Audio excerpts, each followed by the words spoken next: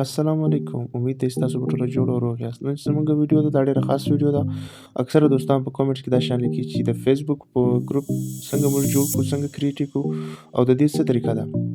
نو نن به انشاءالله موږ په دې ویډیو کې دا درښیو چې د فیسبوک څنګه نوی ګروپ تاسو جوړوای سي او د دې څه طریقه ده. نو راځئ چې ویډیو سٹارټ کړو.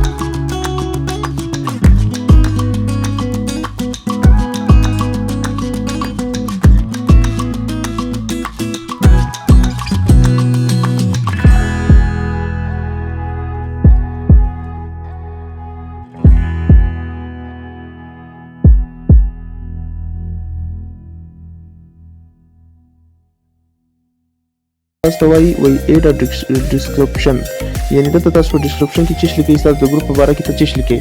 مطلب چې ته دا لیکئ چې دا ګروپ د خندا دپاره زه جوړوم، د نیوز دپاره زه جوړوم، د دوستانو دپاره جوړوم یا پر پخوانو خلکو باندې جوړوم. ستاسو څنګه مرضي پر باندې تاسو دلته خط پکې لیکای سي.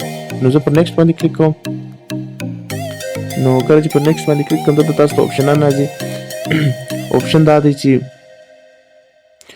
دلته تاسو ته آپشن درکوي اول سر کې میټ پیپل، د دوستانو سره د خلکو سره ملاوېدنه غواړئ، یو پلانینګ هم دی، یو شی زده کونه غواړئ، یو شی خرڅونه غواړئ، د یو چا څخه مدد غواړئ، مطلب په کومه باره کې دا ګروپ جوړونه غواړئ. نو زه دا اول چې کوم دی دا پر دې باندې کلیک کوم چې میټ پیپل، یعنې د دوستانو سره د خلکو سره ملاوېدنه غواړم او پر نیکسټ باندې به کلیک کوئ. کله چې پر نیکسټ باندې کلیک کوئ دلته لیکلي دي چې تاسو پوسټ وکړئ، یو تصویر یو شی پوسټ کړئ. نو دا ټایم زه نه پوسټ کوم، زه دلته دا ټایم پر نیکسټ باندې کلیک کوم، پر ډن باندې. کله چې پر ډن باندې تاسو کلیک کوئ ستاسو چې کوم ګروپ دی دا به بالکل جوړ سي. دلته چې کله ستاسو ګروپ جوړ شوی نو دا ګوره نوی ګروپ دی، بالکل نوی دی. نو دلته به تاسو اوس خپل دوستانه انوایټ کوئ. هغه به څنګه را انوایټ کوئ؟ دلته به تاسو راسئ، دلته انوایټ ته پر انوایټ کلیک کړئ. دلته به تاسو ته معلومیږي چې تاسو دوستان څوک دي. نو دلته به تاسو خپل دوستانو ته انویټیشن ورلیږئ. هر چا ته چې انویټیشن تاسو لیږئ هغه ته یې لیږئ او هغه به ستاسو یو ګروپ جوین کړي، ستاسو د ګروپ تعداد به ډېرېږي. نو که تاسو ته چیرې زما ویډیو خوند درکړی وي یا ستاسو سر په خلاص شوی نو زما ګروپ، زما د فیسبوک کوم پیج دی دا فالو کړئ او زما د یوټیوب چینل دی دا سبسکرایب کړئ او بیل آیکن بټن ضرور دباو کړئ. مهرباني.